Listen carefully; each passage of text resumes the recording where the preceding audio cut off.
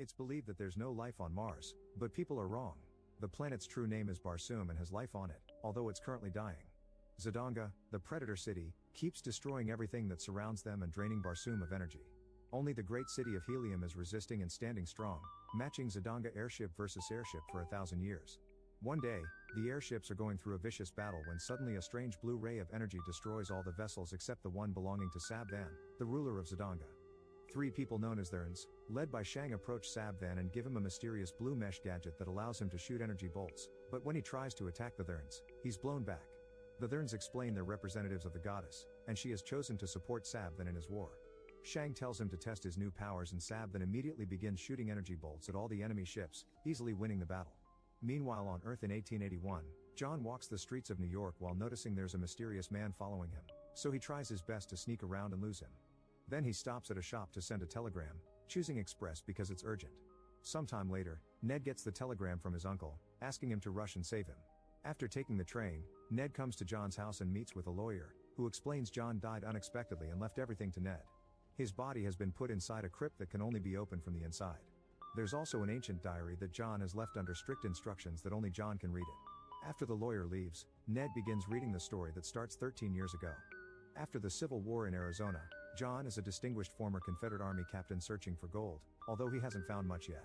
The local bartender has already cut him off for not paying his debt, and the tavern's patrons try to kick him out, but John immediately fights them and knocks them out before pointing his gun at the bartender. At that moment a bunch of soldiers come to arrest him, and John tries to resist, only to be knocked out and later woken up for an interrogation. After waking up in front of Colonel Powell, John keeps trying to start a fight, and he doesn't stop until he's thrown in a cell. Powell wants John to join them to battle the Apaches, but John has had enough and doesn't want to fight anymore. Powell answers by knocking him out again, and John spends a few hours dreaming of his dead family. When he wakes up, John pees in the cell to get the attention of the guard, knocking him out when he comes closer and stealing his keys. Then John escapes on Powell's horse. Soon the cavalry is going after him, only to find him speaking to a mounted Apache war band. Both parties are armed and suspicious, and a shootout in different languages ensues, triggering a fight. John uses the opportunity to flee, but Powell gets wounded and John decides to help him. The duo flees into the canyon and discovers a little cave, and the Apaches that were chasing them come to a stop when they see a symbol on a rock above said cave, then they run away. Curious, John comes to look at the symbol and discovers the spider emblem that he's been seeing during his search for gold. Leaving Powell behind, John ventures deeper to explore and discovers a room with weird symbols and gold-lined walls. Suddenly a Thern appears behind him and attacks him, but after exchanging a few hits, John shoots him and notices the man has a glowing pendant in his hand. The man dies whispering some words, and John repeats them as he grabs the pendant, causing him to suddenly teleport out of the cave. Now John finds himself in the middle of a strange desert. He tries to stand up but walking is extremely hard, and it takes him a few tries. It's shocking to see how his walking is almost floating, and after throwing the pendant away in frustration, John begins moving properly, discovering that his jumps now cover great distances. He doesn't know it but he's on Mars, and the lower gravity allows him to do these things. Afterward, John reaches the top of a hill and discovers a clutch of eggs developing green 6-limbed newborns. At that moment, a swarm of Tharks approaches riding giant creatures and equipped with weapons. The leader Tarkus finds the pendant and attacks John as the others open fire, but John escapes with one big jump. Impressed by such skills, Tarkus orders the shooting to stop and approaches John again, this time showing he comes in peace. They try to communicate, but the language barrier makes Tarkus think John's name is Virginia, his hometown. Tarkus wants to see the jump again, but John responds by trying to steal Tarkus' weapons. However, the Tharks quickly counterattack and capture him, taking him away to their tribe together with the babies. Meanwhile in Helium, Princess Dea is preparing a speech about her latest invention. She's suddenly interrupted by her father King Tardos and his council, who are discussing Zidanga's latest attacks made with some new glowing weapon. Dea cuts in and explains she's made a gadget that can harvest that blue light, which she calls Ninth Ray. She tries to demonstrate how it works. A council member touches it and secretly gives it a zap to break, making it look like Dea failed. Tardos sends his council away and informs Dea that the only way to stop the war is to marry Sabvan, which greatly upsets her. The king ignores her pleas and orders his people to start organizing the wedding while outside. The council member that broke the machine shows his real face. It's Thern, who is spying by using his shape-shifting powers. Back to John, he watches the Tharks in the city with fascination, especially when they start fighting over the babies. Tarkus orders them to let a girl called Sola have a hatchling for herself while Hadjus tries to kill John, but Tarkus immediately pushes him away because he has nobody's support. Then Tarkus asks John to jump, but John still refuses to cooperate and is sent to a cave with the hatchlings, where he's chained up. Sola visits him and shares a special drink that makes John understand her language before passing out. John wakes up again in the middle of the night and is terrified to see Woola, a dog-like alien that quickly befriends him. Then John struggles with the chains and manages to get away, but Woola follows him. No matter how far John goes, Woola instantly reappears by his side in seconds. Desperate to find the pendant, John follows some noises and finds a Thark party that Woola interrupts. The Tharks begin hitting it, so John jumps into the fray to stop them, accidentally killing a Thark and proving his jump skill. The Tharks immediately knock him down, and when John shows an understanding of their language, everyone realizes Sola has been meddling.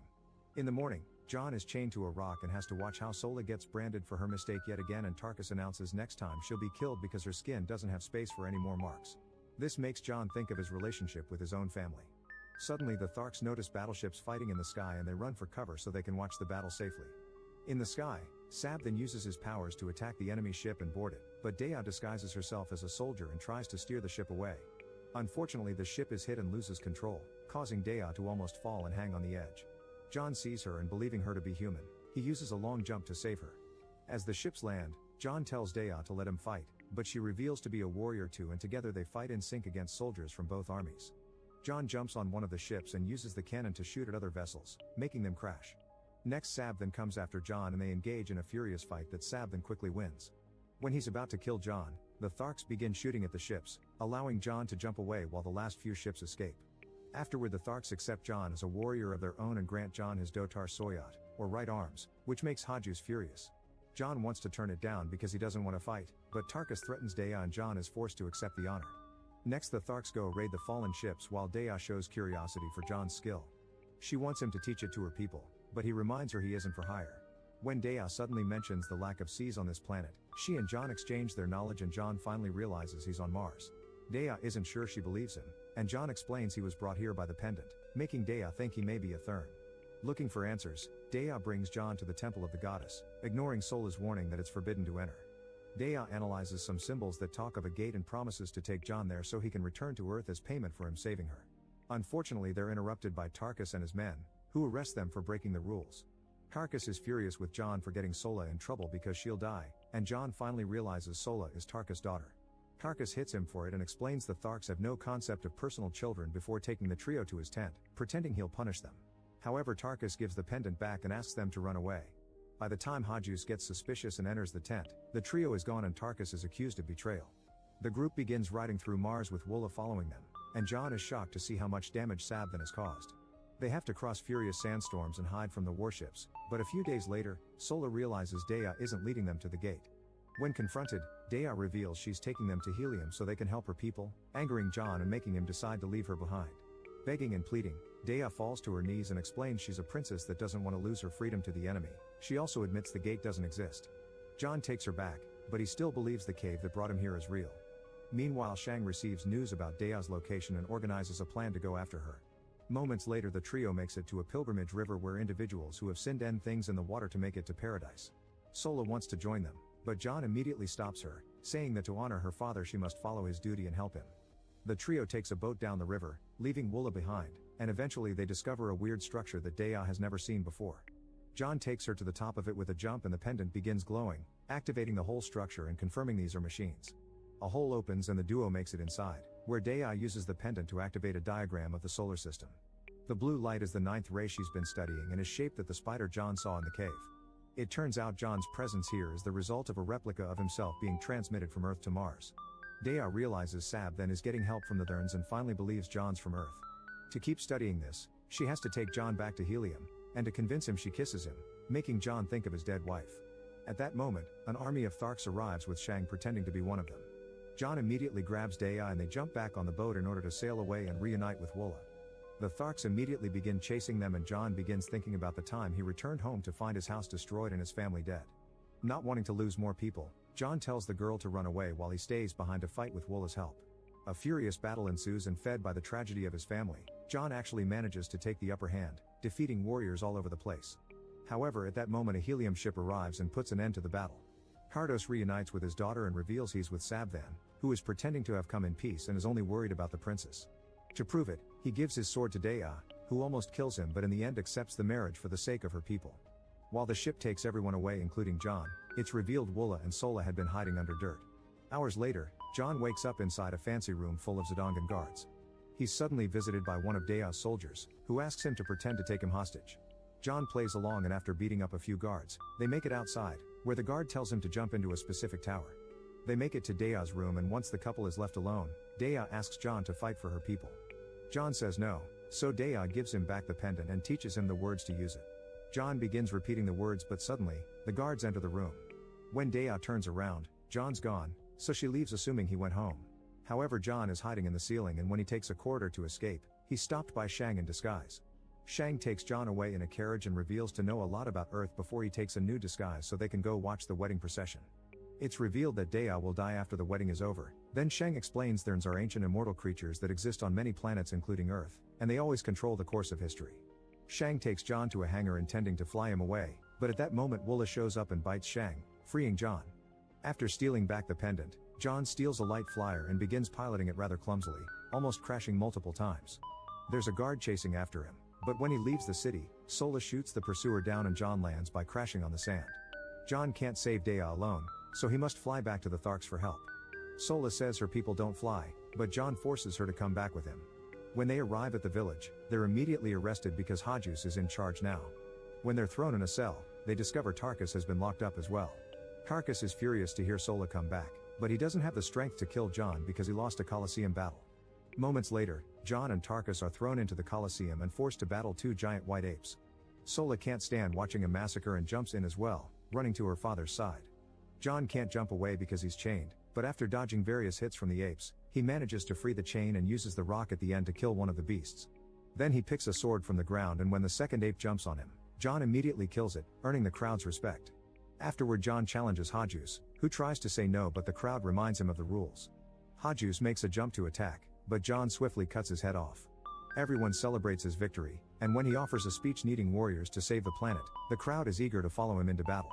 While the wedding ceremony begins, John guides the Tharks to Zodanga, only to find the city empty because the wedding is actually happening in helium. Tarkus slaps John for his mistake, pointing out they can't make it on time and that his people don't fly. Disappointed, John leaves alone on a light flyer. Moments later, John safely enters helium, thanks to the light flyer making him look like a local. Just as Dea is about to become Sabthan's wife, John bursts through the window and stops the wedding.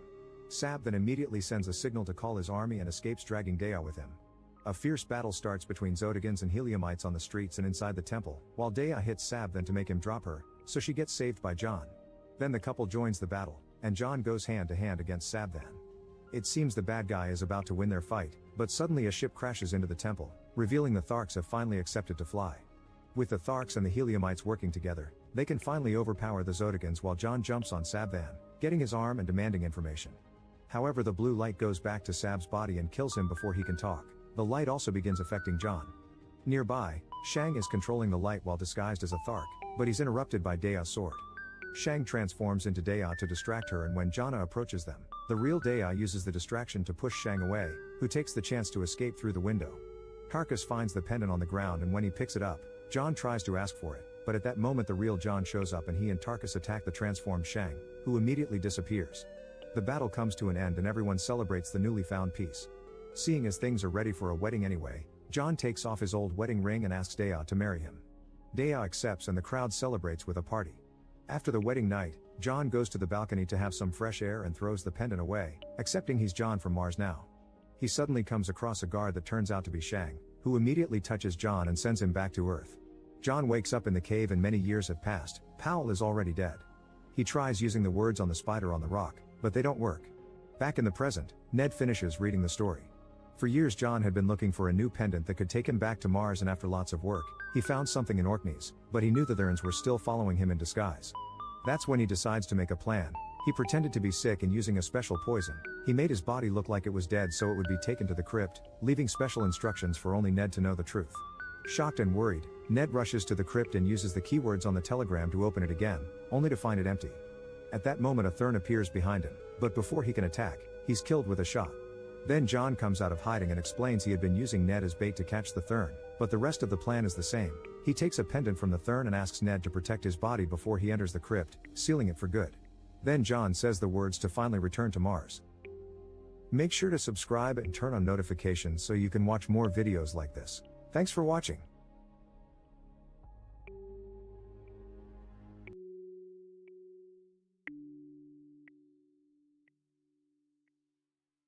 Subscribe for more videos. Thank you for watching. See you on my next video.